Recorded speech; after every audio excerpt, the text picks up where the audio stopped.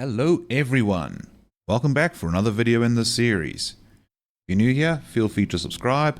There's a whole playlist full of these videos for security fundamentals. For those of you who are returning, welcome back. So let's climb into our next module, Site and Security Resiliency. First section I want to tackle with you all is asset management. So first of all, let's deal with what is an asset. Well, let's get a definition for that. An asset is anything that allows operations and/or adds value to the organization and its operations. Now, this means that your assets can be both physical and digital, tangible and intangible, and in some cases, you can even have assets that you cannot measure as they are qualitative in nature. For instance, an organization's brand reputation could argue to be called an asset. However, in this section, we are going to focus primarily on quantitative assets, things that you can measure, you can put a number behind, stuff like that. So our main focus is going to be on those IT and digital assets. And this will include some non-IT assets as well, such as the premises, maybe vehicles if the organization has vehicles, stuff like that. Now, one of the important things to deal with when it comes to your assets is who's it assigned to and who owns it. Now, you might think the ownership thing's a bit weird, but bear with me for a little bit and it'll start making sense. So first of all, which end user has this thing been assigned to? We need to know what assets the end users have. Then, what infrastructure assets are we operating with? Now, usually infrastructure assets will be owned by the IT department, but they will probably be utilized by various departments and teams outside of the IT department. Now that we have touched on basically what assets are, let's talk about keeping track of them. Now, the idea of asset tracking is so that you know what assets you have, which is good because it's very difficult to try and secure stuff that you don't know you have. Also, you want to know where the thing is. Kind of matters a bit. If it's a digital asset like a client or a server, you would probably want to know what software it's running. You're going to be keeping track of that in your asset documentation. It'll also help us with more advanced security tasks like vulnerability management. As I said already, it's very difficult to secure what you don't know you don't have, but knowing what assets you have and what they're running will allow you to then start doing things like vulnerability assessments and cataloging and documenting those vulnerabilities and associating them with your assets. Now, in terms of doing asset tracking, you will probably start doing things like simple but still very effective manual inventories. Now, manual inventory is where you are going to basically have like a spreadsheet or a document or something like that. And whenever you acquire a new asset, you are going to add all of its relevant details to that inventory. Make, model, serial number, specifications if relevant, stuff like that. You also might be playing catch up if your asset management and tracking has not been the greatest recently. So you also probably want to maybe catalog the stuff you already have. That'll help quite a bit. However, you don't have to do a manual, old school way of documenting and tracking your assets. You could look at using some software tools to help automate your work a bit. You could use any kind of network scanning and discovery tool to at least discover and start listing off the assets that are network connected. A tool like Nmap, for instance, could be very useful in quickly and easily documenting what is connected to a network without having to necessarily go and walk around and record that stuff manually, one computer at a time. Then you also get specialized asset management software. Now, this specialized asset management software will usually help you out quite a bit with things like enrollment of new appliances and devices. It will also help you out with things like scanning your network and environment for any assets. I have seen a few as well that can even scan a domain controller and can even pick up on what devices and users exist within the organization, and that can be quite useful, especially if network scanning doesn't help you out. And then, probably one of the more useful things is that the asset management software tools you do get nowadays help you store this data so that you can actually work with it. But now that you've got an asset inventory, there's another IT asset that you're going to want to record. and that is your configuration. The way you set things up is very, very damn useful to preserve. So a good idea will be to have something called a configuration management database. This is going to do a huge amount of good for you and your organization. You'll be able to keep several versions of configuration, which can be very helpful for troubleshooting, as you can go and backtrack recent changes and see what potentially went wrong at some point in the past that has led to the problem you're dealing with now. You're also able to more effectively plan and deploy your new and improved changes and updates, as you can refer to how the thing is currently set up and then work from there. Now, another tool that works very well for asset management and tracking is a mobile device management solution. An MDM is kind of like Active Directory for smartphones and tablets, especially those running Android and iOS, which, let's be honest, is kind of the only two real choices right now. But that's beside the point. Now, the reason why we're listing an MDM here under asset tracking instead of asset management is, again, smartphones and tablets can be kind of challenging to keep track of and document. But as they are going to be enrolled in an MDM, similar to how an ordinary computer might get enrolled in Active Directory, you can use that as a way to quickly and easily identify what smartphones and tablets and similar devices are being used at work. And then another thing you must watch out for is making sure you do a cloud asset discovery. Sadly, the tools that you would probably get to use on-prem for your traditional deployments will probably not work in a cloud ecosystem, in which case you're probably going to hop onto your cloud management platform, whatever console or web page you use to do that, and see what you have got running. But also make a note of stuff that you might have provisioned, but you're not running at the moment. Anything you have that could potentially execute, store data, process data, share information, etc., you want to document if it is in the cloud. Now, let's talk about the asset protection concepts that you will be implementing in general. So first of all, you want to be identifying and prioritizing your security and the deployments of your security controls and any improvements you make with your assets based on the following things. What is the data sensitivity of those assets? Or at least if it's not the data itself, what is the data sensitivity of the data that the asset itself is working with, in case it's a processing server or transactional server? What kind of operational impact would a security breach have on that asset?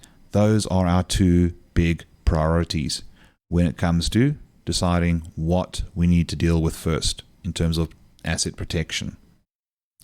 Another good idea as well is to standardize your naming convention. You might think this is not security related, but believe you me, it is. The easier you make your life when it comes to administrating, monitoring, troubleshooting, etc., the easier security can be.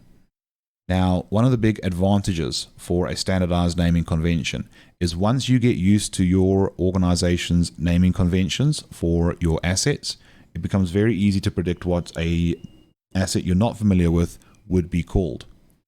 Now that you've decided on a standardized naming convention, what you need to do next is make sure that you document the process of how to create the standardized names for your IT assets so that new IT staff or security staff are able to keep up with it.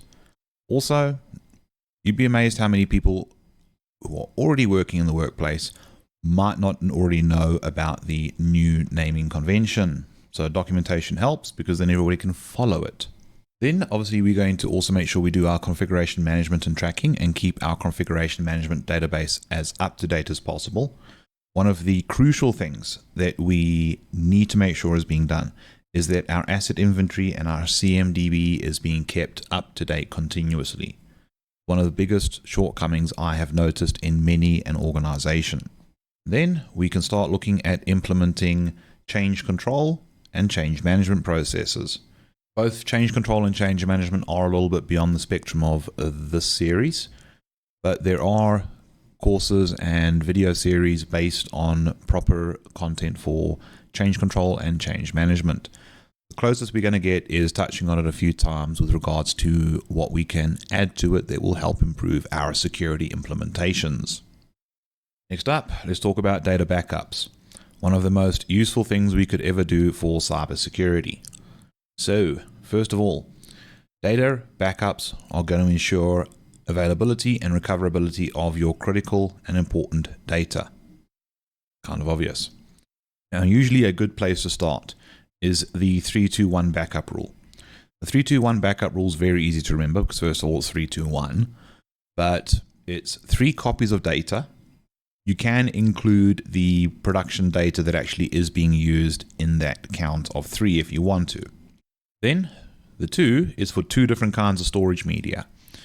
Our storage media, whether it's spinning disks, solid-state drives, tape drives, whatever, all have differing material properties and degrade and fail at different rates. So by having 2 different kinds of media, you guarantee that at least one copy will be on a media that survives and doesn't have any problems with being read. And then the 1 is for an off-site copy. The idea is you want to make sure that you've always got one of your backups kept in another location so that no matter what happens to the current location, there is always another copy somewhere else. Now, another thing to consider when it comes to data backups is, are you doing simple backups where you're just duplicating data, something as simple as a copy and paste to some backup media that you put offline?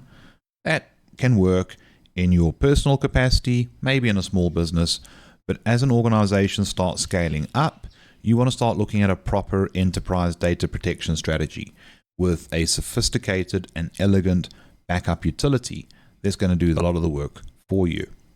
So let's go look at the capabilities of enterprise backups for an enterprise data protection strategy. So first of all, we want to make sure that the solution does support differing kinds of environments. We want to make sure it works fine for physical, virtual, cloud, embedded systems, and obviously all the operating systems that come along with them. We also want to make sure it's got the ability to do deduplication of data. Now, please be aware, and I know I've said this in another video already, but please be aware that there is a difference between duplicate data and replicated data. With replicated data, we're intentionally choosing to have copies, probably synchronized copies, of data in different locations, normally for improved performance and availability. Duplication, on the other hand, is unintentional and undesirable. It's when an accidental copy of a file has been made. If you're anything like me, you've probably got a bit of a crazy folder structure on your computer, and sometimes you forget you've already got that file on the computer, and then you go and put it somewhere else. You've now got 2 copies of the exact same data. It might only be a couple megabytes, but the thing is that will add up over time and start to take up significant amounts of storage space. So you want to make sure that your backup tools are able to identify duplicate data and eliminate the duplicates. Usually what will happen is it'll normally keep one copy of the duplicate data and have references, pointers, or glorified shortcuts basically in the duplicate locations that point to the one copy that is kept. That'll usually work out pretty well. And you also want to make sure that the utilities that you're going to use for your backup strategy support compression. It costs money to store backups because at some point someone's got to spend the money on buying the hard drives, the tape drives, or whatever media it is you're going to be using. And if you can keep the backup content as small as possible, that will go a long way towards making your backups a lot more financially viable. Next up, we want to make sure our backup utilities have quick recovery and ability to replicate data rapidly so that we do not have to have a severe outage made worse by a slow recovery process. Seems kind of obvious now that we've said it, but believe me, it's very easy to forget about that and not think, oh, how quickly could this thing recover my data? Because you're going to be doing this and hoping you never need to rely upon it. But just because that's the hope and the desire and the goal we work towards, never having to rely on something like this, doesn't mean we don't consider the aspects of what it's going to be like when we do need it. So please make sure that the stuff can recover as quickly as possible, obviously without jeopardizing quality of the content. Then the next thing to consider is ransomware protections.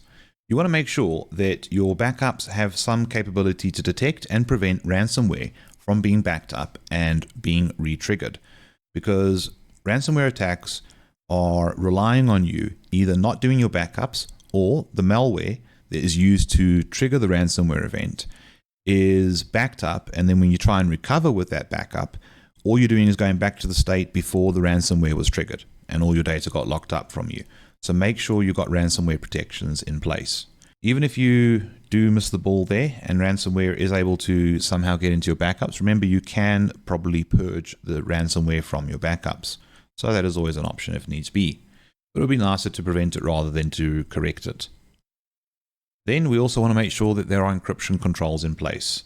Fun fact, if I know that the production systems and the relevant data that they work with is well protected, but I know as well as an attacker that your backups are not very well secured, I'm probably going to try and steal your backups somehow. So a good idea would be make sure that there is a good amount of encryption applied to your backup media, so that if it is ever maliciously accessed and compromised, it is still protected. You also want to make sure you've got granular restoration options. Now, granular restoration options means you can pick and choose what you want to recover, what you want to bring back. And the reason why this can be quite useful is maybe you can bring back the absolute essential that you need right now so that you can get your operations back up and running, and then you can restore other critical data that you don't need right away at a later time. It's a nice idea.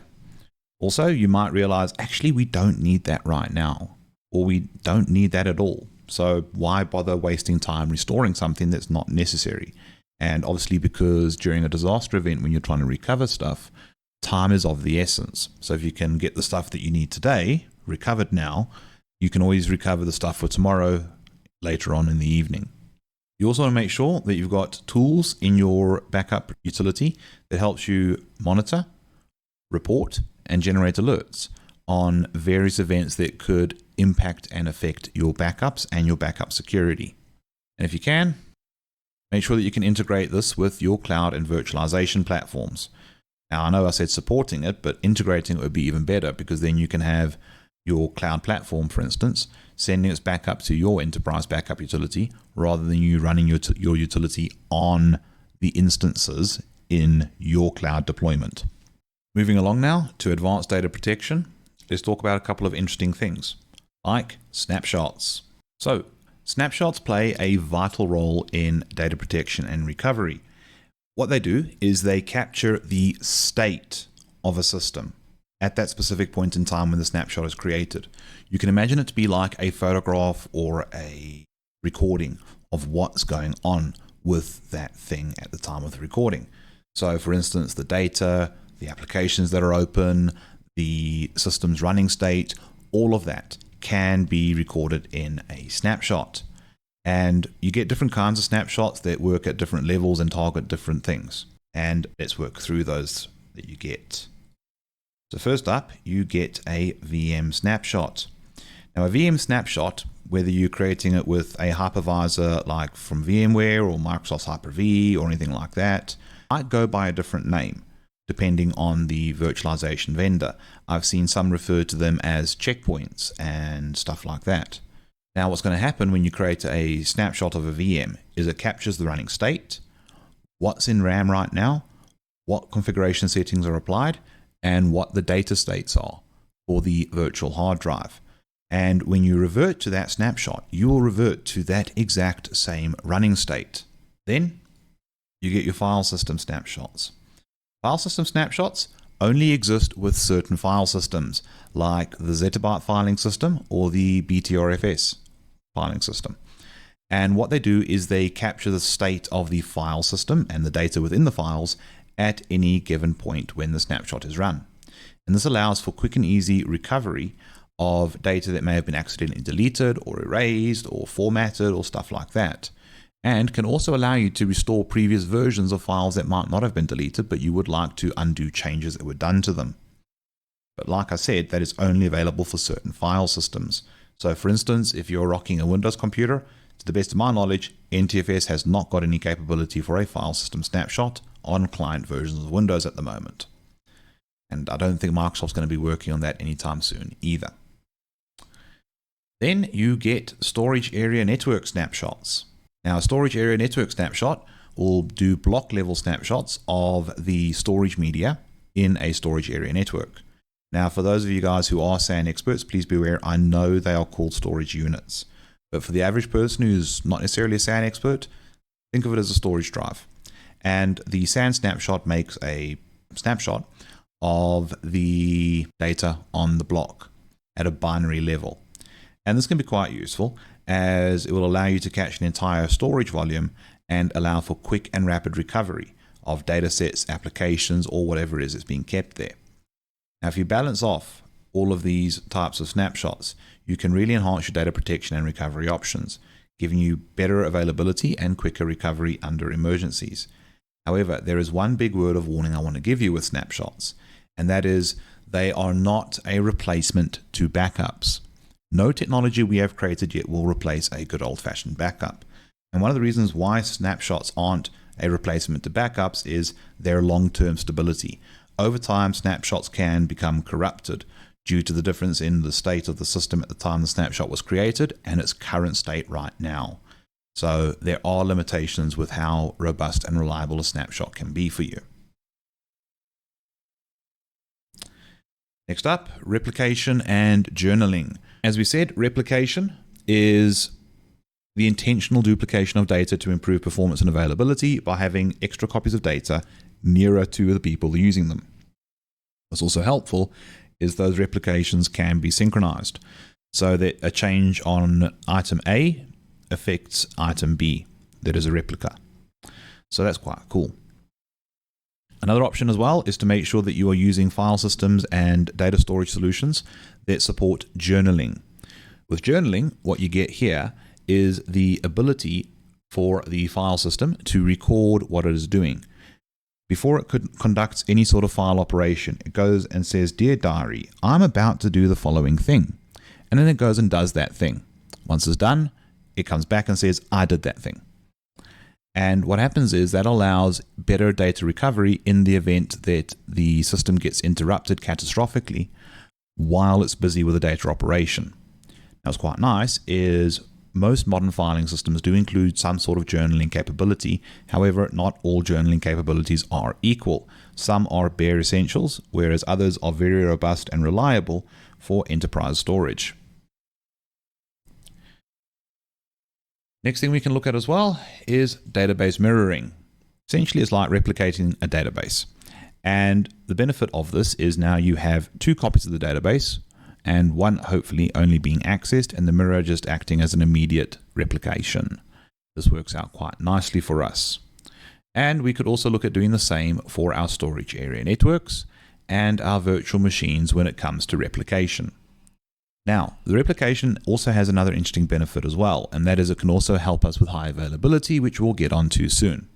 Now, the way it can help with high availability is maybe the replica that I am using that's closer to me fails. I could get redirected to a replica that's further away from me. I might experience worse performance, but I'll be able to still work and access the data or the systems in question. So there are some distinctive benefits. Now, another important thing that goes into data protection is what do you do about your data when you want to get rid of the storage media? How do you ensure the data is safely disposed of in a way that will not lead to your data being compromised when you're throwing out your old hard drives and whatnot? Let's walk through the end of life of storage media. Now, I'm a big believer in repurposing old storage media. Just because it's reached the end of its usable life in its current role doesn't mean it cannot find a role within the organization, maybe at a lower performance tier or at a lower reliability tier. These are all options. So if I can, I would rather make sure that I've cleared all the data and find some use for it on another machine. Now, if I'm going to repurpose it, what I need to do is something called forensic sanitization. I need to make sure that I erase the data in such a way that it cannot be recovered successfully. A threat actor might attempt a data recovery, and yes, they might bring back some of the data objects. But if I've done it right, it'll either be in an encrypted format or missing some data, or better yet, both. Because if both are applied, it's nearly impossible to recover and crack encrypted data if you're missing part of the data. So the advice to do this is you encrypt the storage and all the data on it, and then you destroy the cryptographic keys that you used to do the encryption, and especially make sure you destroy the decryption key, whether it's a symmetric or asymmetric setup, I don't care. Ensure the keys are destroyed so nobody could ever decrypt that data, or at least not without trying to brute force their way in. Then you look at formatting, overwriting, and formatting the media again. That formatting and overwriting with garbage data and formatting again will ensure that the original data on the storage media has been overwritten and corrupted. If it is a mechanical hard drive, you have overwritten the magnetic changes that were made to the platters. If it's a solid state drive, you've made sure that the logic gates used to keep the data in electron form have been properly cleared and reset. That is why we do a format, overwrite, and then format again. Some operating systems, like a lot of common distributions for Linux, do support a 0-bit overwrite, and Windows does have that option where you untick the quick format option, and that also does a 0-bit overwrite. But what will help as well is to put garbage data on, because then anybody who does try and attempt a recovery will be pulling up someone's TV or movie collection rather than the customer database. So you can be a bit crafty like that. But if it is now time to ultimately throw the storage media away, it is no longer usable to anybody, well, disposal brings its own interesting set of challenges. And the idea is you go through the same sanitization process that I just described for repurposing it. But then, after you're done with it, you can destroy the storage media. I'm not joking, we want to destroy it. Because destruction of the media is the most guaranteed way to ensure the data is unrecoverable. Now, when it comes to destroying the storage media, you can either do it yourself or bring in a specialist organization that does data destruction for you. If you do it yourself, you're probably going to look at maybe opening up the storage media and using a drill to put some holes into whatever it is that is storing the data. So in the case of a spinning disk, you want to drill some holes in the platters. In the case of an SSD, you want to drill some holes in the little integrated circuit chips inside the storage drive. You get the idea. Because you ain't going to bring back the data from any dust, I can guarantee you that. But if you do decide to bring in a specialist data destruction organization or business, make sure that they give you a certificate of destruction, as legal and regulatory requirements might require that if you outsource data or storage media disposal to another organization, you need some sort of verifiable proof that that storage media and subsequent data that was on it is no longer recoverable. So please ensure you get a certificate for it. Now that we've talked about assets and data protection a bit, let's look at redundancy. Now with redundancy, what we're looking at is making sure that no matter what awful event befalls an organization, the organization is able to keep their critical and essential services up and running and their operations up and running, and then effectively recover everything else. Now, organizations do something called continuity of operations, or COOP, for this type of continuity and recovery. We used to call this BCDR, Business Continuity Disaster Recovery, but now we started rebranding it as COOP, Continuity of Operations, because in an ideal world, a disaster event should not affect your operations more than a few minutes. It should feel as though your operations can continue as per normal, or at least as per normal as the customer thinks. With continuity of operations, it is officially meant to be maintaining your operations during a disaster event or being able to very quickly resume them. Now, to do this effectively, you are going to have to develop a plan to do this, obviously, but you also have to test it. You cannot comfortably call a continuity of operations plan a COOP plan if you have not checked that it is going to allow for immediate or very rapid resumption of operations. So you're going to have to test it out properly, and whenever you find problems, update and improve the plan. Whenever new technologies arise and get implemented, update and improve the plan. You get the idea. So you'll have your initial cycle of, okay, let's start doing this. Let's create a plan. Let's implement some technologies and some solutions that will allow us to achieve rapid recovery and resumption of work. And then we can start testing it. Seems to be okay for a little bit disappointing in time, but hey, maybe we can do some improvement, because that's what this is all about. Continuous improvement and refinement of your continuity of operations plan. Even if you think it's good enough, I bet you there's another little thing you could improve. There's always room for improvement with these things. Your backup strategy and policy for said strategy may fall under your continuity of operations plan. as obviously backups and being able to recover with those backups would be very useful for quick, rapid resumption of operations. So do that if you need to. If, however, your organization wants to treat backup strategy and policies as a separate thing to continuity of operations, that's also okay as well. The only concern I have is that you make sure you are still doing both and putting in equally good amount of effort to both your backup strategy and your plan to never have to rely on your backup. And then we also have capacity planning, working with continuity of operations. Capacity planning is where we're trying to predict the future in terms of the number of users we're going to have, the number of systems we'll need, the amount of customers we're going to have, the volume of customer orders or requisitions that we're going to have to service. That is what capacity planning tries to do, is work out what are we going to need in the next few months to few years, and we get that ahead of time rather than waiting until we absolutely need it.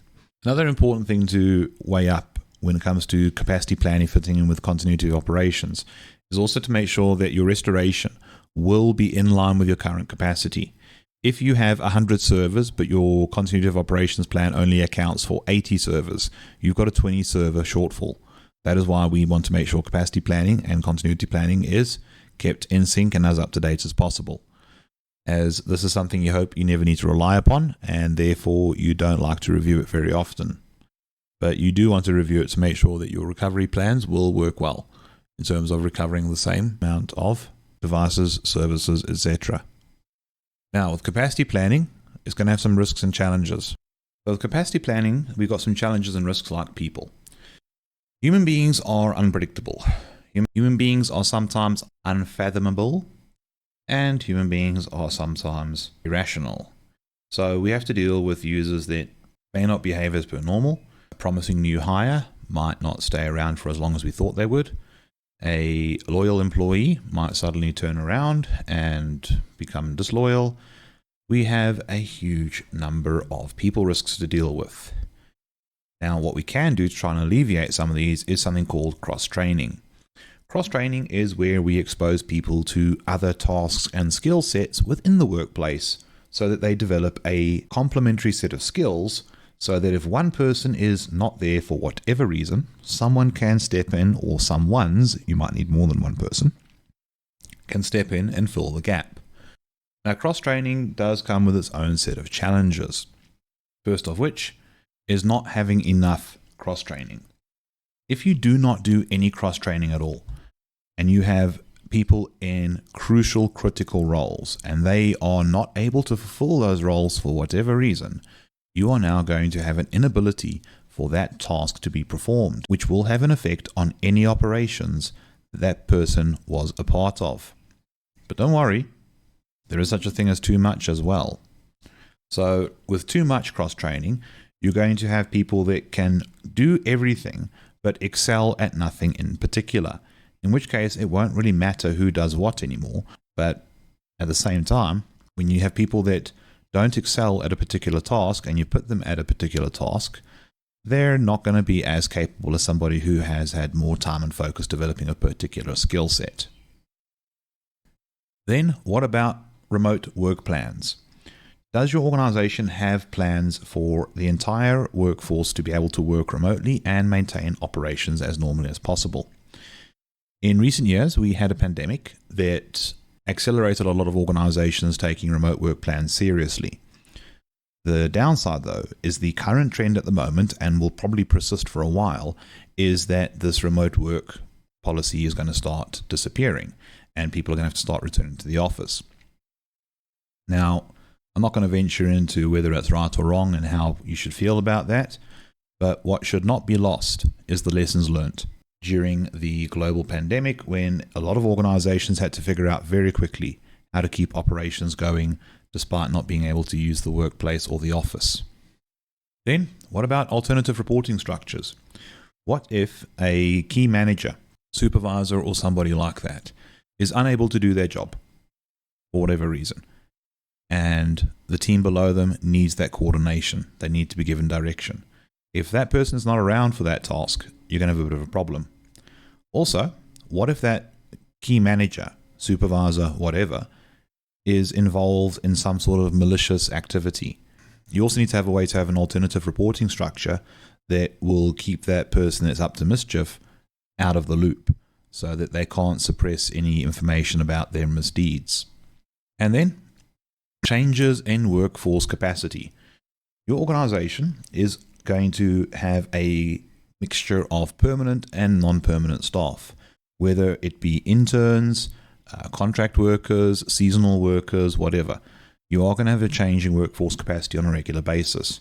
Now, if you are in a rhythm and a pattern of these changes, that's fine, but patterns and rhythms can change as well. So you do need to plan for that. You also run into some interesting challenges if you go through a rapid hiring process. During rapid hiring, you are more likely to see that HR is going to overlook certain policies in terms of enrollment of new staff members, which means that you might have attackers getting jobs at the workplace that previously would have been caught out when HR was taking their time. When HR is under a lot of pressure to fill a lot of roles and jobs within the organization, positions is the word I was looking for, they are likely to overlook and ignore some of the security policies that they probably think are frivolous and pointless because they don't understand or appreciate the benefit of those policies sometimes. So we do need to be mindful of the risks of rapid hiring. And also, too much rapid hiring. You might overcorrect. You might now have too many staff on payroll, and suddenly the increased demand is gone. And therefore the need for that increased workforce is also gone as well, which means you could land up with large layoffs taking place. And believe you me, during the layoff period, that is where a lot of risk and danger can occur to an organization, as many people will be disgruntled, disheartened, disenfranchised, and basically unhappy with their soon-to-be former employer. And they may burn some bridges on the way out. They may take some data with them as a parting gift. You get the idea. So all of these capacity scenarios, especially around people, need to be carefully handled. There's no perfectly right or wrong answer, but the right strategy is to think it through, to sit down, to think about it, and to listen to the security people. Us, basically. But moving along, let's talk about high availability. All right, with high availability, what we are doing is guaranteeing a system will be available at a high uptime percentage for a given availability window. Now, that given availability window is basically me saying from Monday till Saturday every week, the system will be 99.999% available. By the way, 99.999% is a very, very high availability metric, and no 100% is never done. Nearly impossible to guarantee 100%. Now, for those of you who are having a mild heart attack or stroke right now at the thought of having such a high uptime availability for an extended period of time, not that bad. First of all, scheduled or preventative maintenance does not affect your high availability metrics. Because you warned the stakeholders, customers, users, etc., this system will not be available on Sunday. In my example, that will not count against me because I need to be able to take the thing offline, do some stuff to guarantee or better guarantee the availability during the promised time window. So that helps us a lot.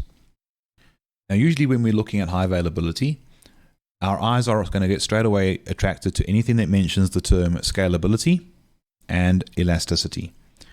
Now, key thing to understand here is these terms are related, but there is a slight difference between the two of them. With scalability, we are talking about technology solutions and designs that are very easy to grow and expand as our need to grow and expand increases. Whereas elasticity is all about the ability for us to grow said resources and assets, as well as shrink and deprovision them as and when demand dictates so. Now, generally, cloud computing is elastic in nature and is one of the reasons why a lot of organizations are gravitating towards cloud solutions because of that flexibility to shrink when you no longer need the extra capacity. But that being said, scalability is not entirely bad. The big drawback on scalability is you might have acquired or implemented an asset that you now no longer need. Well, you can shut it down and take away some of the running costs like electricity, heat, cooling, etc. But you still have that asset purchase to account for at some point. So Yes, even with scalability, you can shrink some costs, but you won't eliminate all of them like you can with a properly elastic solution. So understand that key difference when looking at any technology or solution that promises high availability. And also double check that the marketing material is using the term correctly. Next up, we also like to implement fault tolerance and redundancy in our designs wherever we can.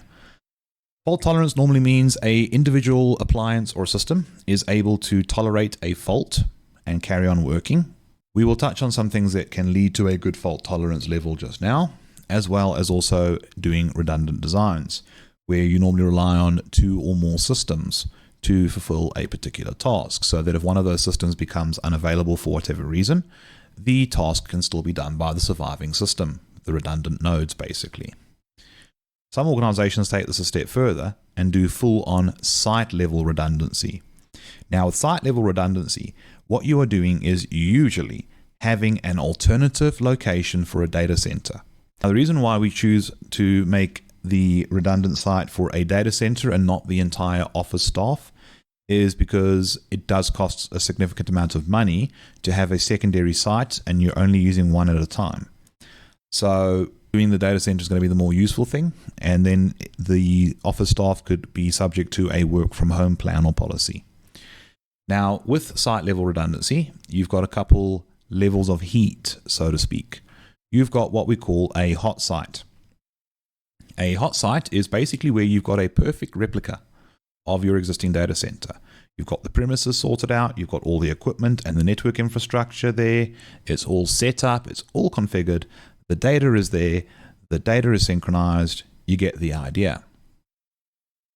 The only catch is you're not using that data center.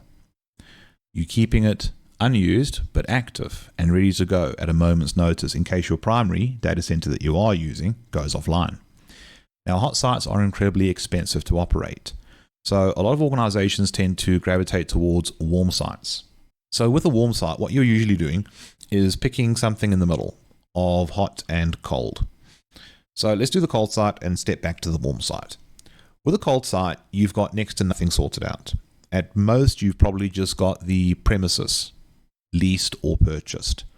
In terms of having any equipment there, infrastructure, configuration, data, synchronization, etc., none of that's taking place with a cold site. And that means that it's going to take quite a while to fail over to a cold site, because now you've got to get that equipment, set it up, deploy the data, restore the backups, blah, blah, blah. It's going to take forever to bring a cold site up, to the point where a lot of people actually even question why bother with a cold site then. You might as well not even bother paying the rent or buying the premises if you're not going to have it help you fail a bit more or fail over a bit more rapidly. That's why warm sites are popular. With warm sites, you're kind of picking what you want in the middle. You could choose as an organization to go with a warm site that is just below hot. So maybe, for instance, the data only synchronizes once a week, or the strategy is you will rather bring the data to the site when needed. Otherwise, though, everything else is sorted out. Maybe with the warm site, it's just above cold. You've got all the equipment and the infrastructure there. Basic configuration is done, but precise configuration and data restoration will only be done when necessary. So many an organization who choose to have a redundant site often end up going for a warm site, as you can balance the cost and expense of the secondary site with the fault tolerance and redundancy that it offers you. Oh, and the failover time as well. Then you could also do a cloud site. Now the cloud site gets treated differently from hot, warm and cold, as if you have all your instances running all the time in the cloud, it's a hot site. If you turn them all off, then it would be a cold site. But you could have the processing instances off, but the data synchronization taking place all the time, making it a very weird kind of warm. So because cloud is so variable and flexible for a site level of redundancy, we give it its own special category now. Regardless of how you go about achieving your high availability, there are a few good ideas you want to be aware of. And that first thing is testing your design. It's all well and good to go and follow the instructions of a textbook, a guideline, whatever, and implement a highly available design. But until you know it's going to work, You can't be certain. So you need to check that there's going to be fault tolerance in the design, so that if critical components and assets fail, the system does not go completely offline. That there is redundancy in the solution. You want to check that the redundancy is going to work the way it's meant to. Ideally, you don't want to notice significant or preferably any performance loss when redundancy is utilized and relied upon. But if there is performance loss, I would like it that everybody runs slow rather than some people lose out entirely when it comes to things like connectivity and data service. Then, failover tests. Let's see if we can fail over rapidly, and also, considering you're doing a failover test, consider doing failback tests as well. A kind of scary scenario I've seen more often than I'd like is where a failover test is conducted, everything works fine. And then when they try and fail back to the primary system, asset, even site, the failback is where everything goes off the rails. And the problem is, most organizations, when they do redundancy, normally want the primary device to be the high-performing one and the redundant device to be the more reliable, but maybe not necessarily high-performing one. So obviously you don't want to stick on the failed over device forever. So make sure the failback will work too. Then load testing. Make sure that your highly available design can handle sudden increases in workload. That is another important thing to make sure it can do. Now, depending on how you do your high availability, you might do load balancing with it.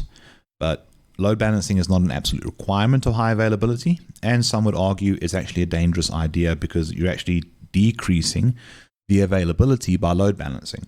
As load balancing will allow your systems to handle more services, more requests, more operations, etc. And then when a failure does happen, there will not be capacity for the surviving device to take over from the failed device. So do with that as you will. It's not a bad idea to do load balancing with high availability, but it's also not a good idea either. It's just an idea. Now, validating the effectiveness of your monitoring systems is also going to be quite useful as well.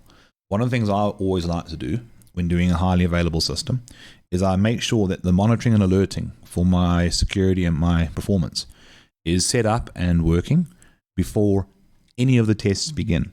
So that not only do I test the highly available design, but I also get to validate the effectiveness of my ability to monitor and keep track of how things are running.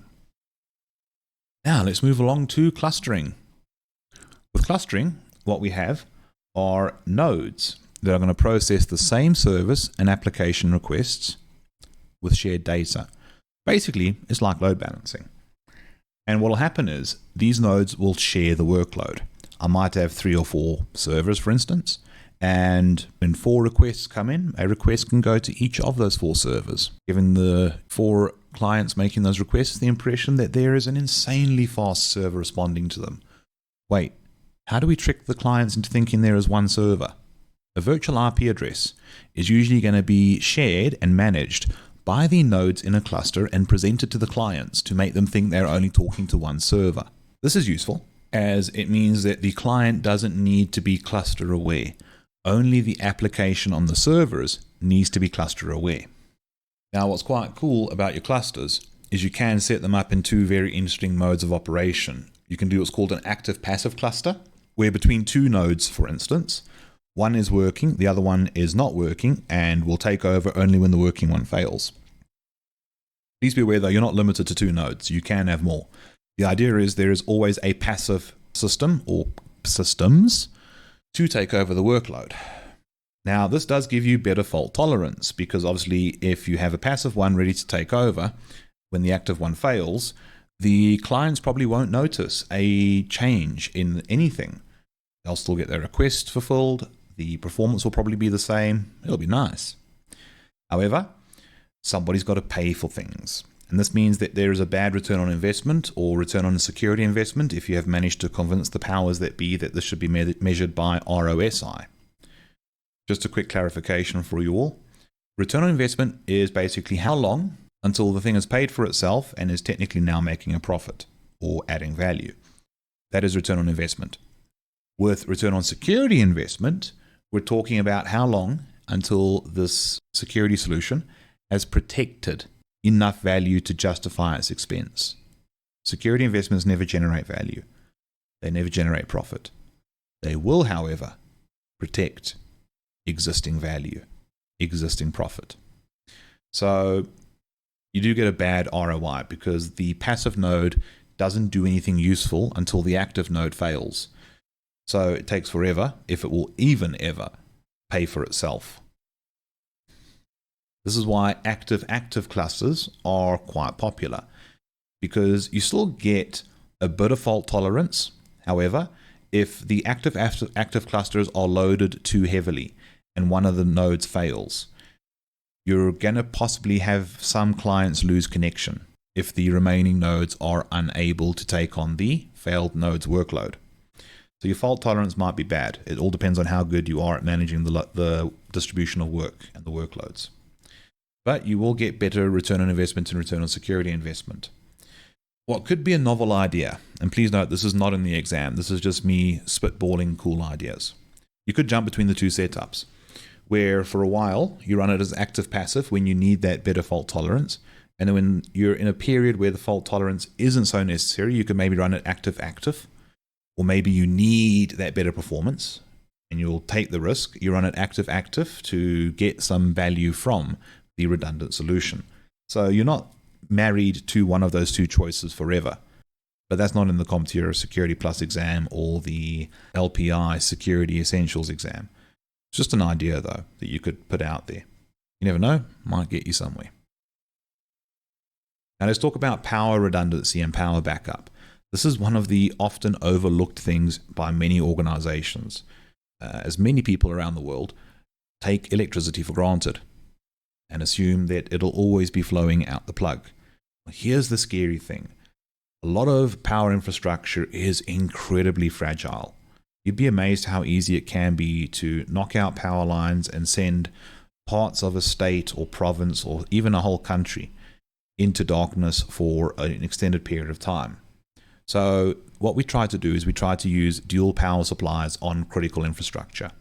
A lot of our servers, our core network appliances, and similar equipment will usually come with either two power supplies already built in, so that if one fails, the other one can kick in, or at least have a slot for a secondary power supply to be added. And the benefit there is now you could plug those two separate power supplies into two separate wall sockets on two separate circuits on the building's distribution board or circuit board. And this means that if you have an electrical fault in the building on one plug circuit, it won't be affecting another plug circuit. Not a bad idea.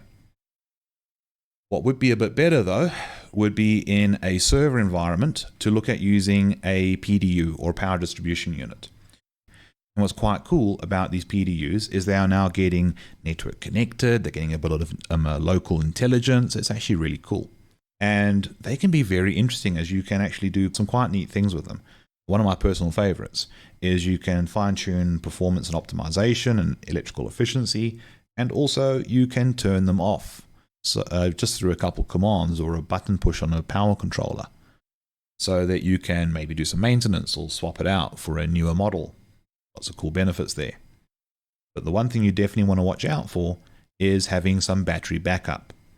Battery backup is a very good idea for a sudden unexpected power loss. Now, the ideal equipment for battery backup is a UPS, or an uninterruptible power supply. It is basically a little box, or might be a very big box, depends on the capacity and performance you buy for a UPS, but generally it's a fairly compact little thing. And it has a 12-volt DC battery in usually, and what it'll do is use an inverter circuit to convert the DC voltage to AC voltage, so that it can temporarily power a device for a few minutes, maybe an hour or so.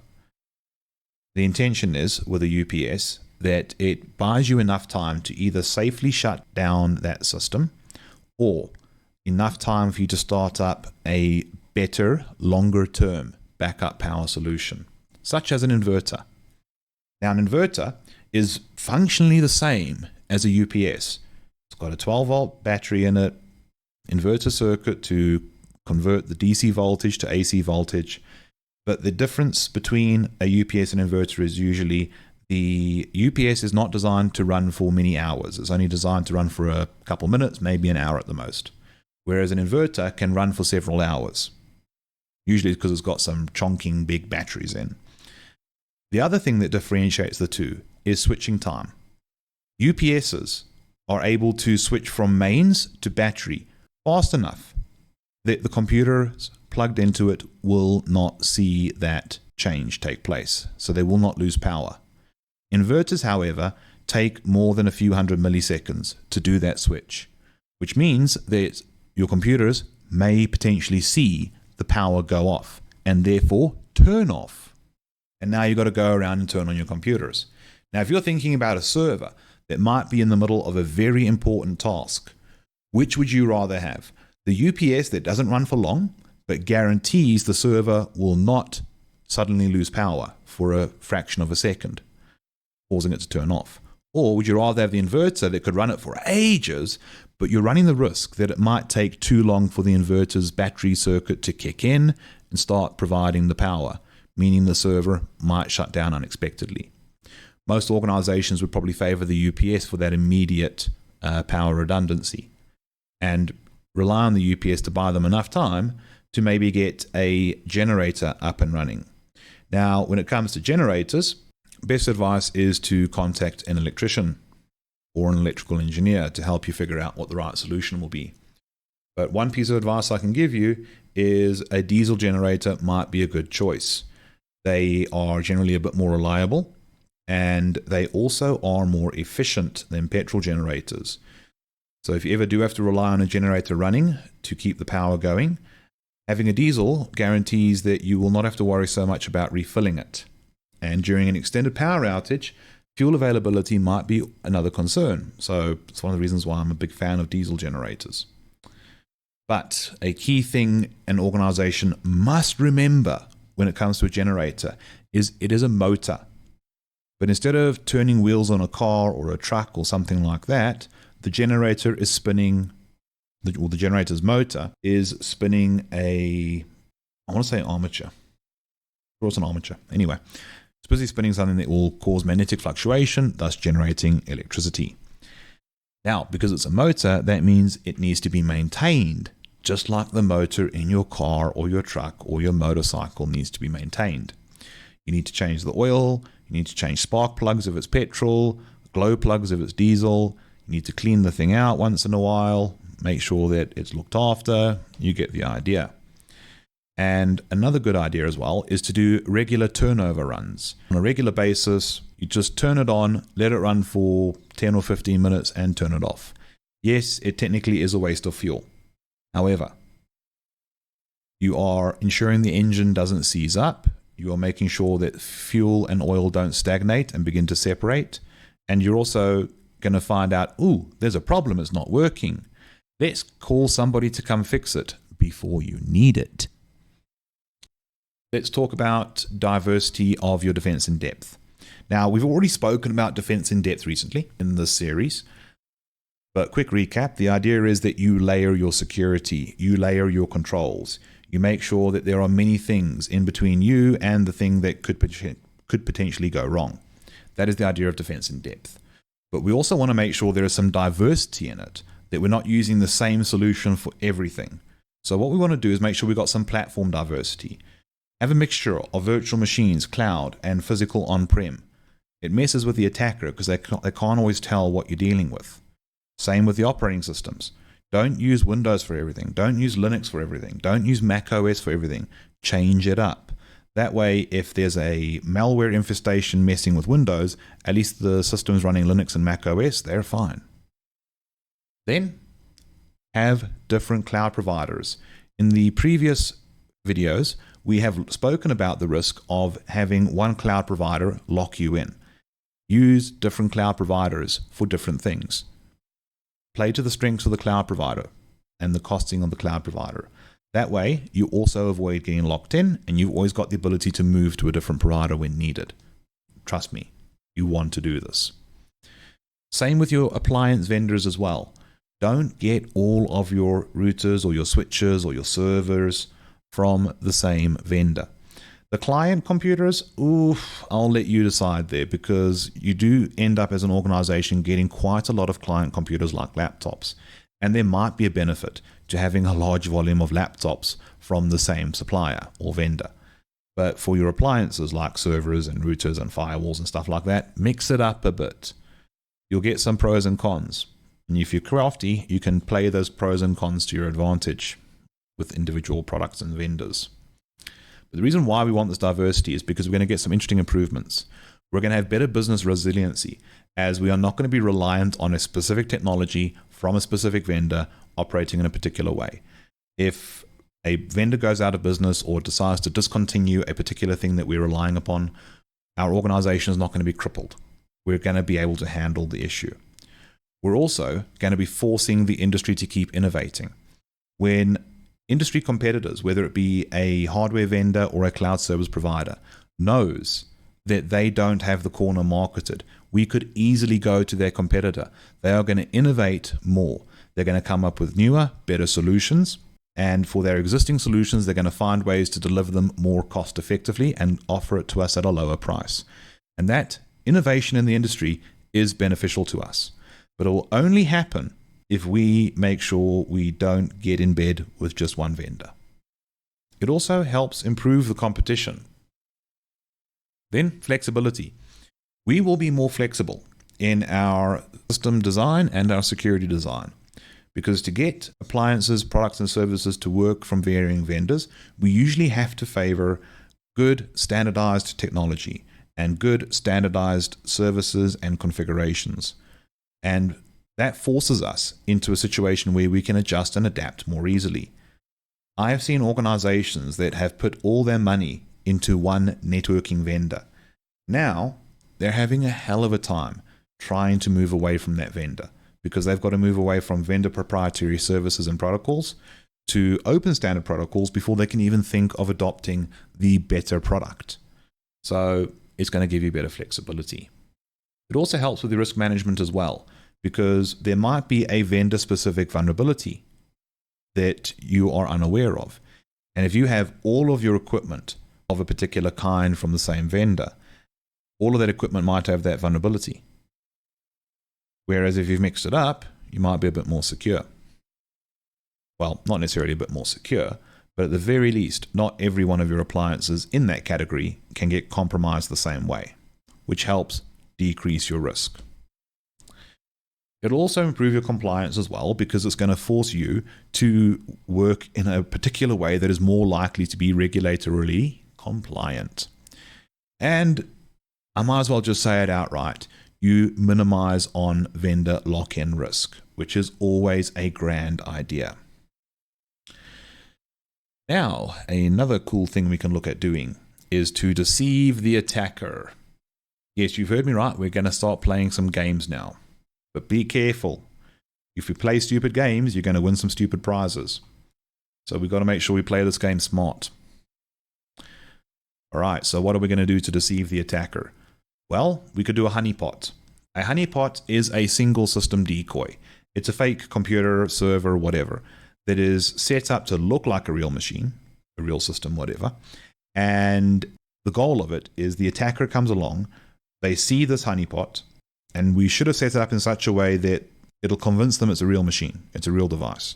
But it's also a slightly easier target than our real equipment, our real devices.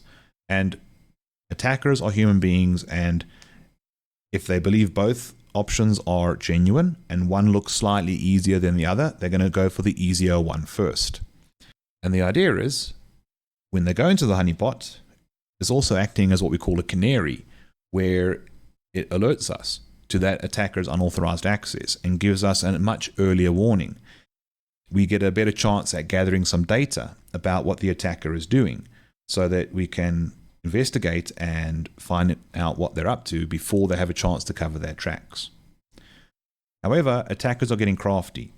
They're able to start figuring out that, no, that wouldn't be sensible to have an extra system like that. So what we're doing now is we're creating entire networks of honeypots, and we call them honey nets. And it's an entire network segment of honeypots. And obviously being a network now, we're going to have to do something to simulate network traffic between the honeypots. But once we've got that right, we're going to have a much better chance at deceiving the attacker into thinking they're in a real part of the organization and dealing with real systems. And just like the honeypot, we are able to use it as an early warning system so that we can maybe lock down our production equipment a bit more tightly for now and gather some more information about the attacker before they get a chance to try and cover their tracks and exfiltrate. But more recently, we're starting to get the idea of honey files. These are decoy files, and we will keep them either on honeypots or on actual production systems, on actual real systems. Now, I find that second aspect a little bit concerning.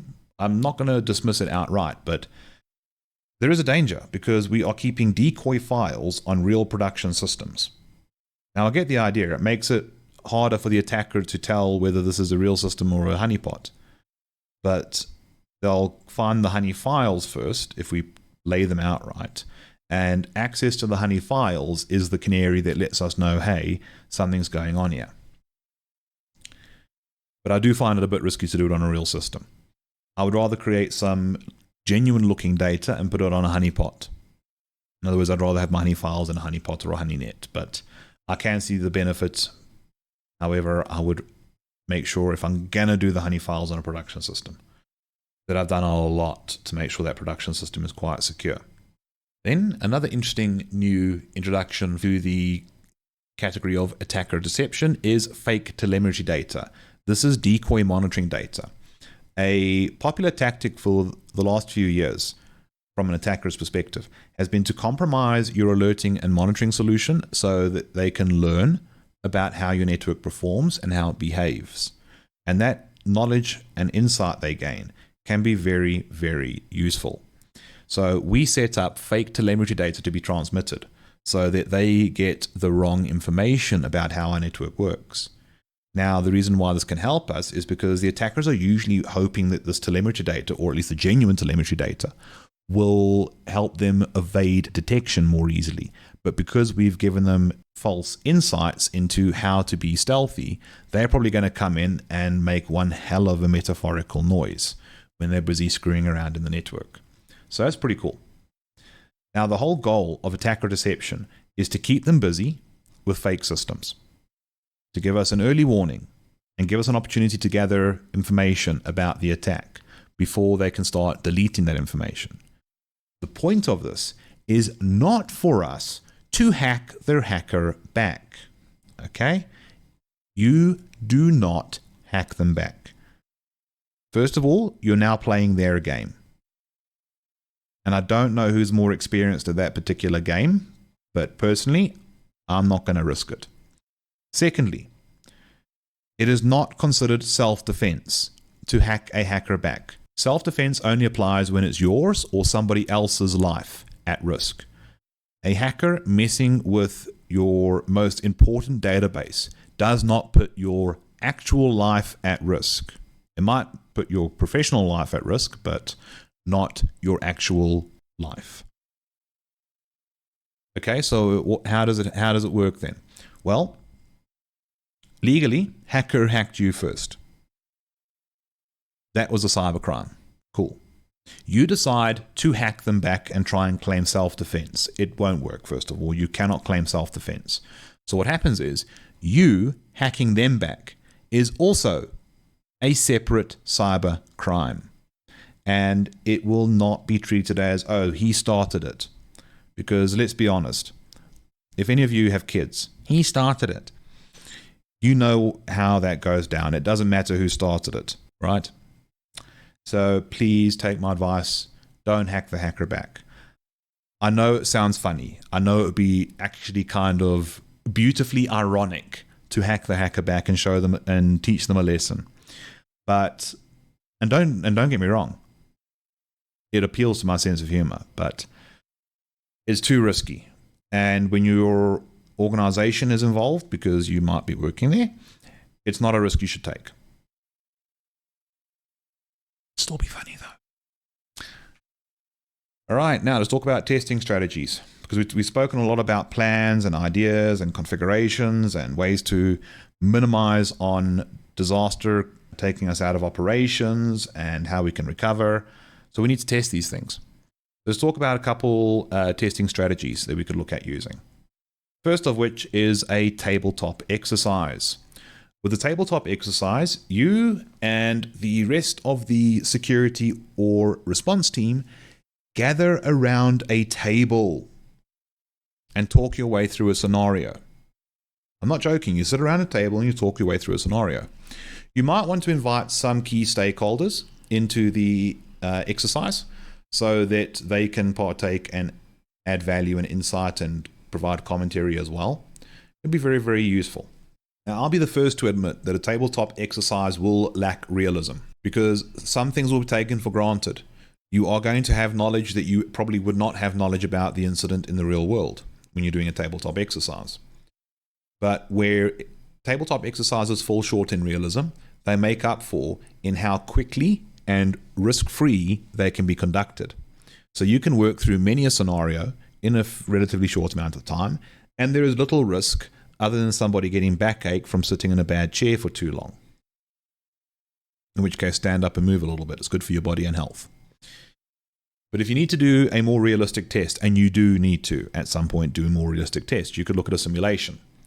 A simulation is where you build yourself a test environment to simulate the actual production environment, and you test your disaster plans and your business continuity plans and all of that stuff in the simulation. Now, the simulation itself will also lack realism to an extent as well, because no matter how hard you try, there is always going to be something that is in the production environment that just cannot be simulated for whatever reason, or you forgot about for whatever reason.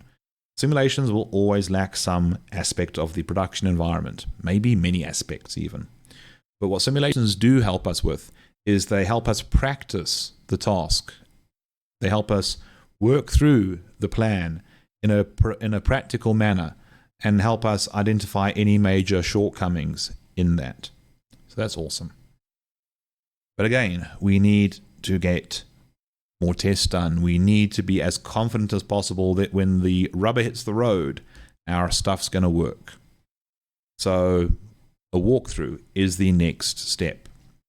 With a walkthrough, what you're looking at is going through the motions, but not committing the actions in the production environment in the real world.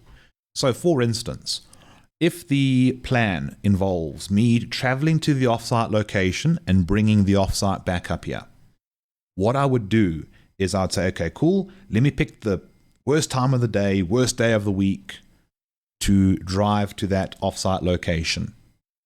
Lay my hand on that media. Maybe I'll take a photo, I'll do a selfie with it. And then get back in my car and drive back to the office so that we can test the feasibility and timing of going to retrieve the offsite backup. I went through the motion, but I didn't commit the action. I didn't bring the offsite backup with me. And that's a clever idea. It can help add a huge amount of value. But again, we didn't commit the action. But at least we went through the motions in the real world and figured out, oh, there could be a bit of a problem with that part of the plan. Going more realistic, we could look at doing a parallel process test. Parallel process is where we use the alternative systems, services, equipment, whatever, at the same time as production. And we can move a few users over to it, hopefully users that will not be severely affected, and make sure it works fine, and then move them back. That's the idea of a parallel process. We run the recovery solution, but we don't take down the actual work in production solution. And we can see if there's any headaches there. And once we're at this point now where we've done as much as we can, we could consider a full-on failover test where we actually invoke a failure condition that will cause an outage and see if we can do our business continuity, implement continuity of operations, perform disaster recovery. And this is going to be my last kind of test. And for some organizations, they never get to this test because they'll go, too risky.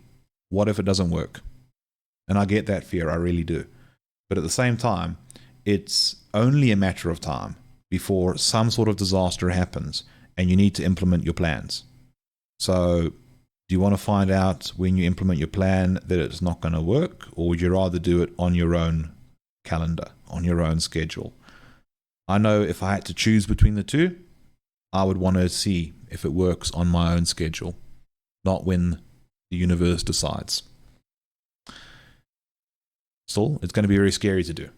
But testing out your security is one of the most important things you can do, because it's all well and good to implement these things, it's all well and good to plan these things, but is it actually working?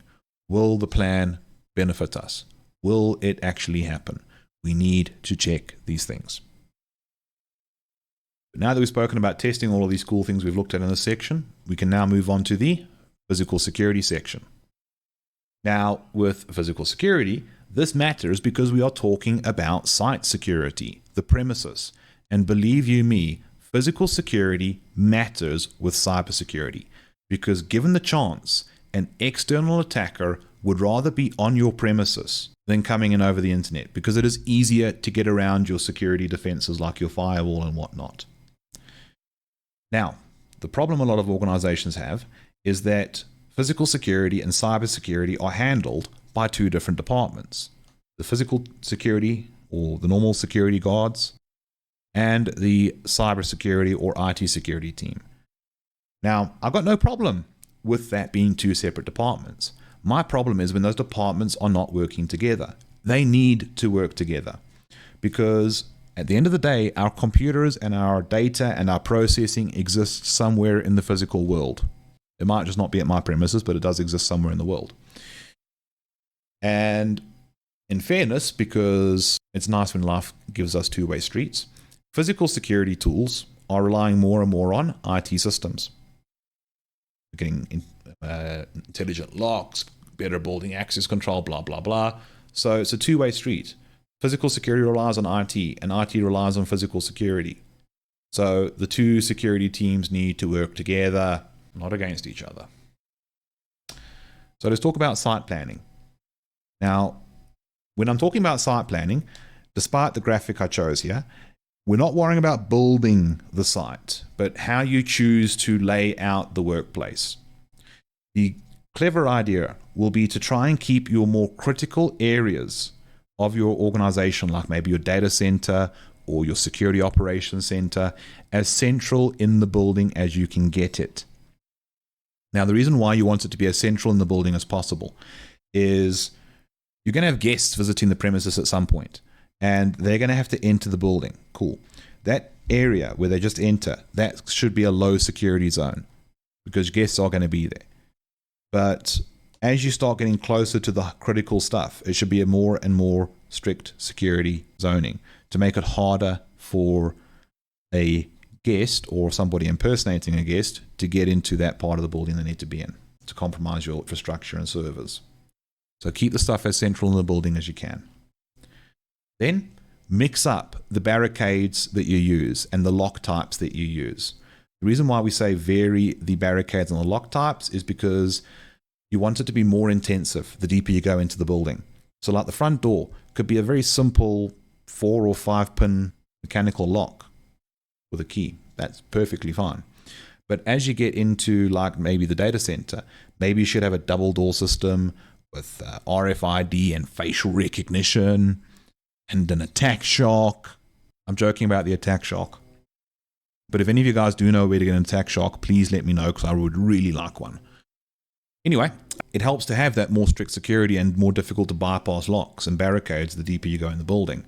Also, it'll help prevent an intruder using the same bypass technique over and over again,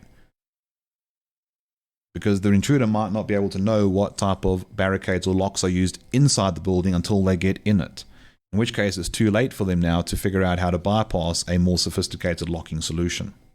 But please be aware, all kinds of locks have some kind of weakness. They are not perfect. There is a running joke that locksmiths like electronic locks and IT professionals like mechanical locks, because that both parties know the weaknesses of the other.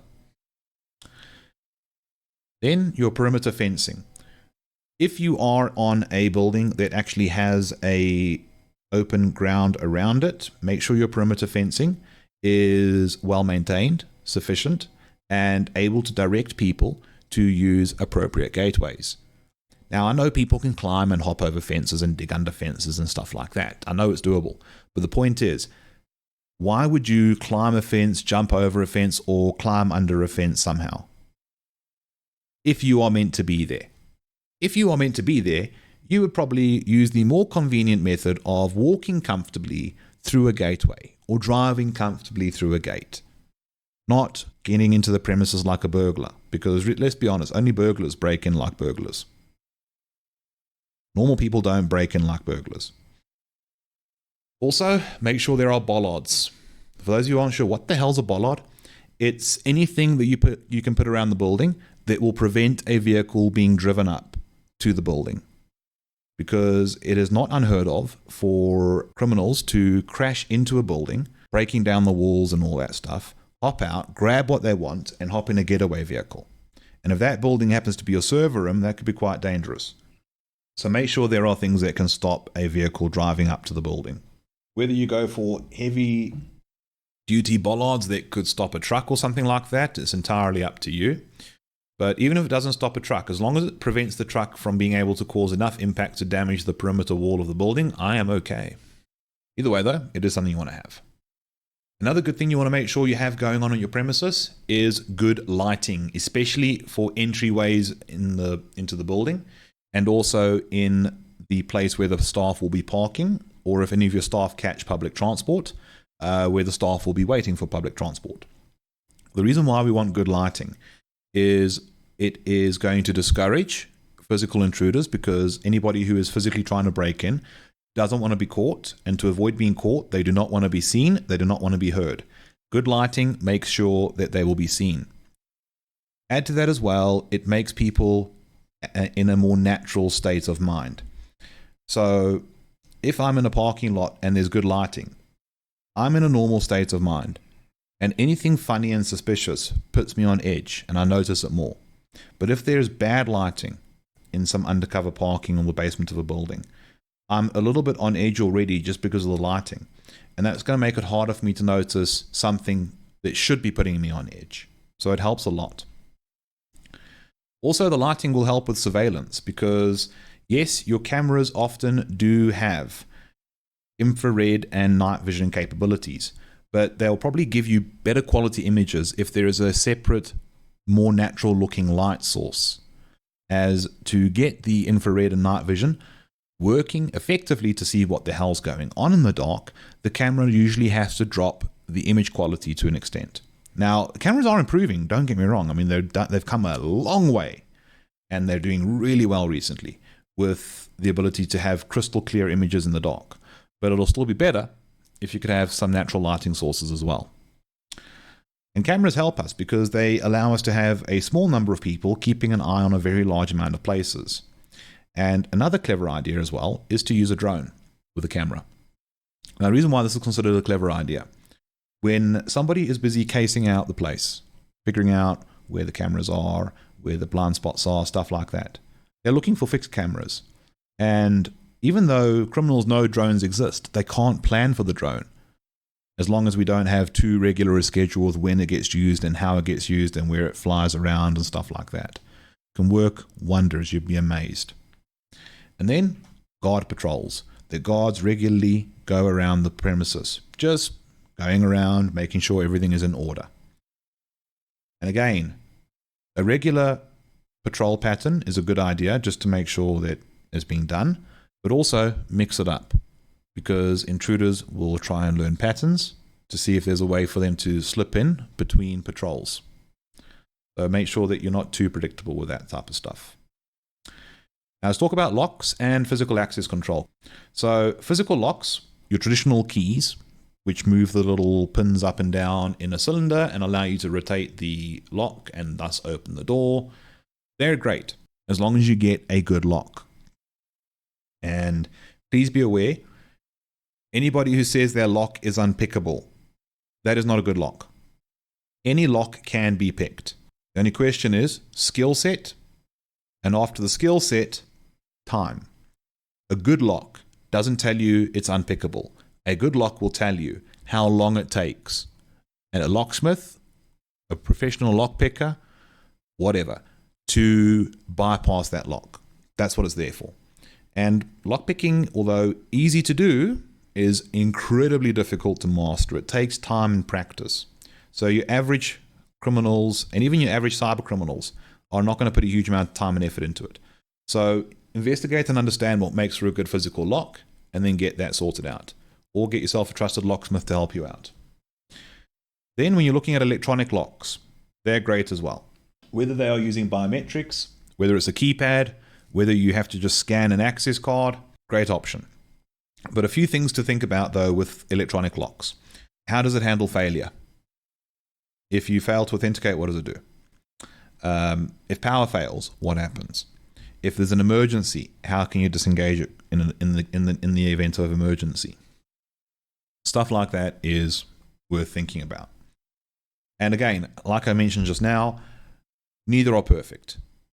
IT people like mechanical locks or physical locks because we know the weaknesses of electronics and IT systems.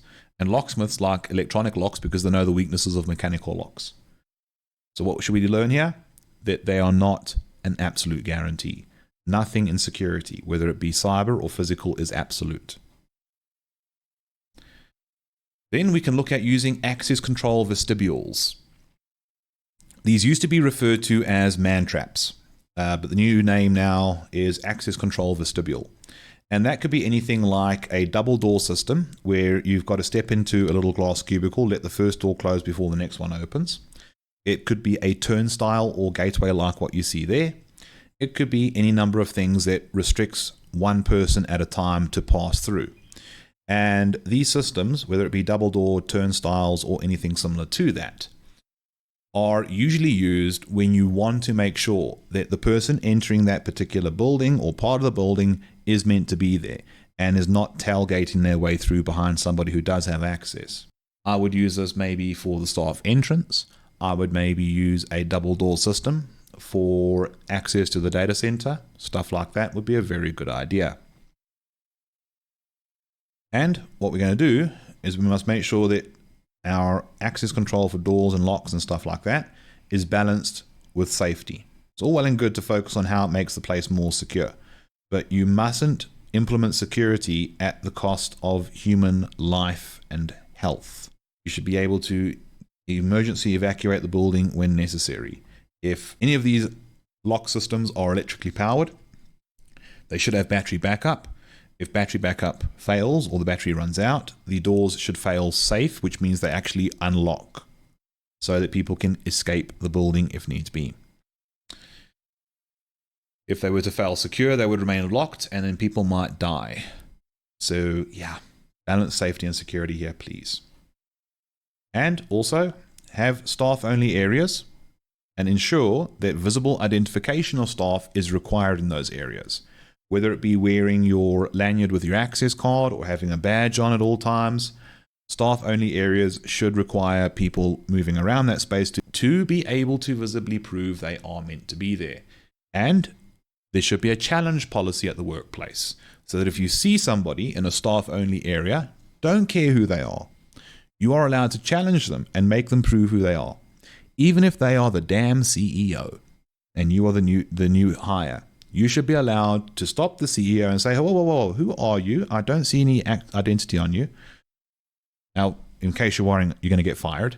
If you do, good, because that's a terrible place to work.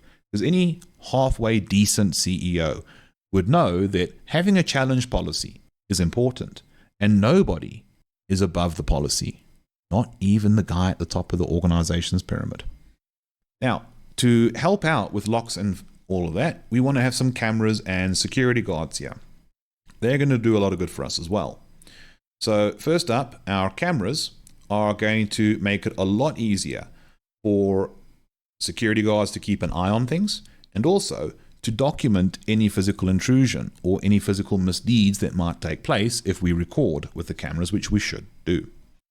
Now, there are two main types of security cameras we can have: CCTV or closed circuit television and IP cameras. I am partial to CCTV cameras still. Yes, we do need to go and implement dedicated coaxial cables for them. However, a dedicated coaxial cable feeding to a monitoring station with television displays and stuff like that, and a digital video recorder to record and store that footage is going to be more secure if we keep all of that disconnected from the internet. Because then the only way to tamper with the video feed and the footage is to be on-prem. And as long as you position your cameras right, you should not be able to approach them from a blind spot. Whereas IP cameras that get connected to a normal IP network, I'm a little bit iffy with them.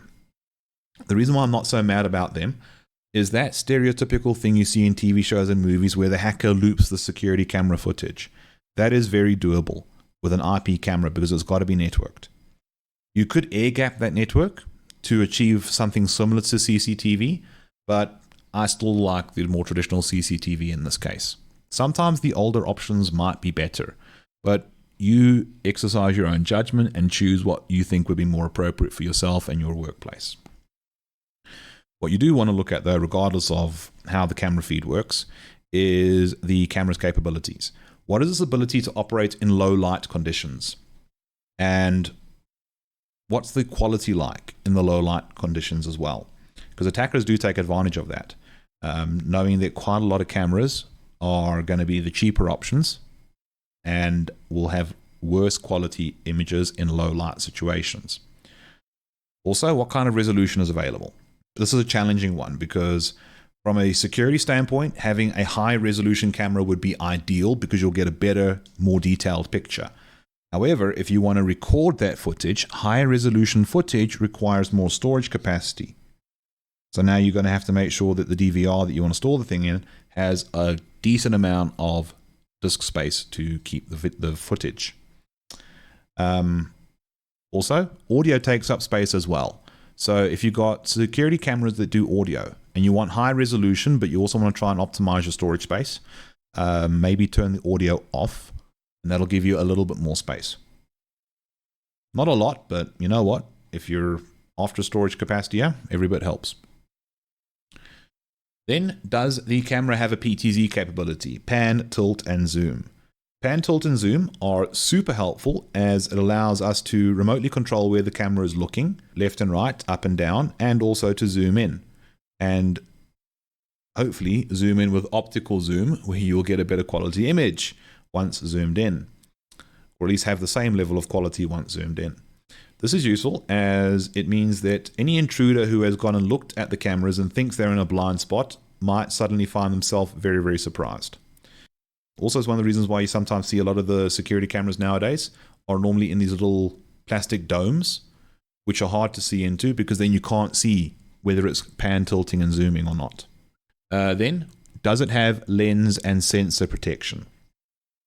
So, lens protection will help us make sure that an attacker can't take the thing out with a catapult and ball bearing or a BB gun or something like that. If they somehow get up to the camera and spray paint it, yeah, I think you might be able to get some coatings that will prevent the spray paint from sticking, but I don't know how that's going to affect the image quality.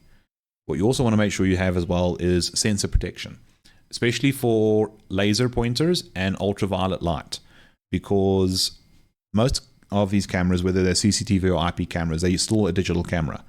And if I hit the aperture sensor with a strong laser, I can burn it out.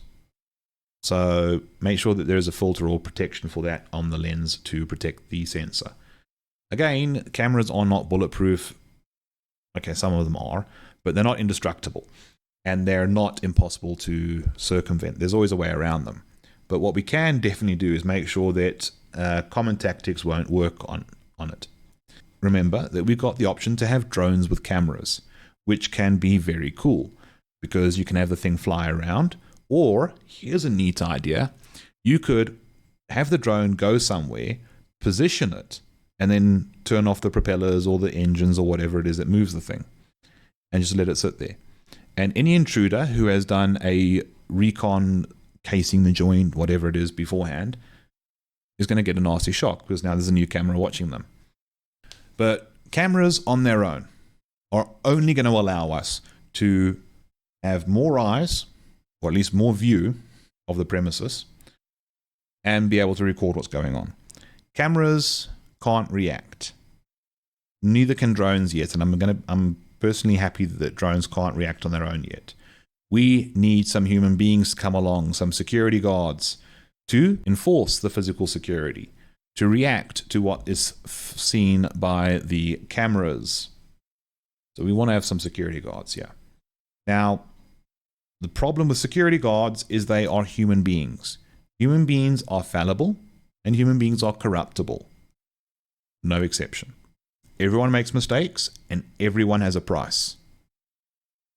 And before you say, I don't have a price. Yes, you do. You just don't know what your price is.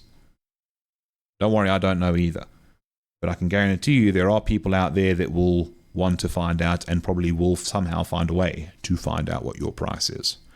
So guards are not perfect, which means what we want to try and do is make sure our camera systems and the recordings cannot be deleted or edited by the guards. So the cameras help keep the guards honest. And then the guards help the cameras by reacting to what they see. Win-win.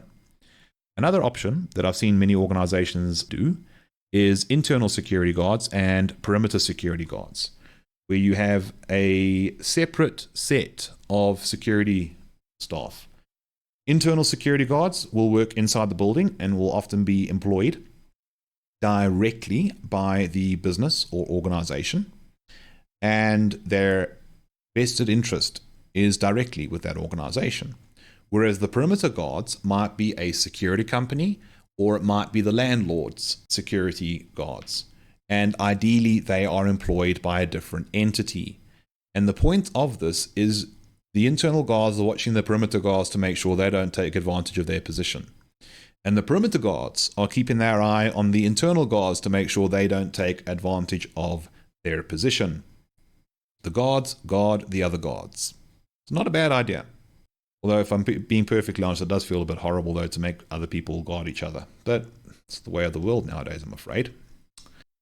Then alarms. Remember what I said just now, that intruders do not want to be caught. To avoid being caught, they do not want to be seen, they do not want to be heard. And that's what alarms do, is they enable us to have better detection. Also, the alarms are more likely to discourage the physical intruder. It is either going to chase them away if they didn't realize there was an alarm and they tripped it, or if they do realize there's an alarm, it might discourage them and make them move on to an easier target. Depends on what they're up to. Ideally, your alarms should be linked to your guards and or your local law enforcement. But what you definitely want to consider is making sure you've got a combination of noisy and silent alarms. If you have to choose between one or the other, noisy alarm. That sets off a loud siren and all that good stuff. But a good idea nowadays is to have a silent alarm. Just in case people are under duress and they need to summon the guards or law enforcement, there needs to be a way to trigger a silent alarm so that a violent intruder holding a knife or a gun to someone's head is not made aware that they're about to have a very bad time. And their little plan's not going to go as they expected it to.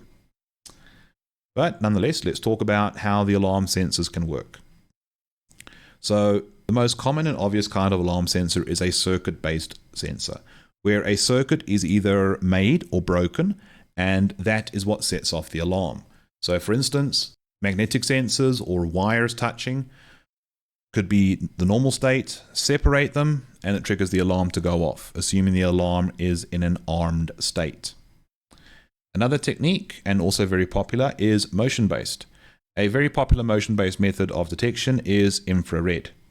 Now, fun fact, infrared sensors cannot see the heat signature of your body as the shape of your body. The way infrared motion sensors work is they pick up on a temperature change in the sensor's viewing angle. It can't distinguish between me and a gorilla. Don't ask me why a gorilla came to my mind first, but anyway. So that means that there are some interesting shortcomings to these infrared sensors. First of all, you could raise the ambient temperature of the room to the same temperature as a human being. It will be unpleasant to walk through, but then the sensor got used to the 36, 37 degrees Celsius ambient temperature, and now that person's walking through, they don't set it off. Another thing I've seen that can thwart these infrared sensors is a piece of cardboard, because then it doesn't pick up on the person's heat behind the cardboard. Even a pane of glass can work on these infrared sensors, so they're not perfect. Then you get noise sensors. I kind of like this idea, because the intent is for after hours, when there's nobody in the building, there should be little to no noise. So any intruder, no matter how quiet they are being, will probably make some kind of noise in the place. And that sensor picks up on it and can obviously trigger the alarm. I like that idea. I think it's pretty cool. Then we also get proximity sensors, which use ultrasonic waves. And what they do is they measure how long it takes that ultrasonic wave to bounce back. However long that is the baseline. If that changes, the alarm is triggered. If it takes longer to bounce back, something moved. If it bounces back sooner, something moved. That's a pretty cool way of doing motion. And it's a lot more difficult to beat because you're not going to be able to outrun these ultrasonic waves. You might be able to mess with them, but remember, as soon as the response time changes, and that does include getting no response at all, it'll trigger the alarm. So that's a clever idea. And then another one, and I promise this is not a cartoon or a terrible spy movie, are pressure plates, where there's a sensor on the ground, under a mat or a rug or something like that, and you're stepping on it, and that can trigger an alarm. Very cool idea. But the problem with most of these is these are meant to be armed and triggered when you know there's not meant to be anyone in the building. What about when there are people in the building and the intruder is taking advantage of that? Because most of those sensors wouldn't, most of those type of alarm sensors wouldn't be much use then. This is why we need duress or panic alarms. And those ones definitely should be silent. That way, if somebody needs physical security to come help with a physical intrusion, they're summoned and they are not going to make the intruder any more aware of what's going on. Another good idea as well might be to have a hotline to the security guards, a quick call number basically, that every employee has on their phone. So if they can't reach the appropriate trigger for the duress or panic button, they can at least call the duress or panic number. Not a bad idea to add that. All right, but that is what we need to worry about for the fundamentals of site security. As always, I would like to thank you all for watching. If you have not yet done so, please subscribe. Otherwise, you are going to have a tough time keeping up with this series when I release the next video. Please share this as well if you have any friends, family members, or colleagues who are interested in cybersecurity and learning more about it. And as always, thanks for watching, and I'll catch you in the next video.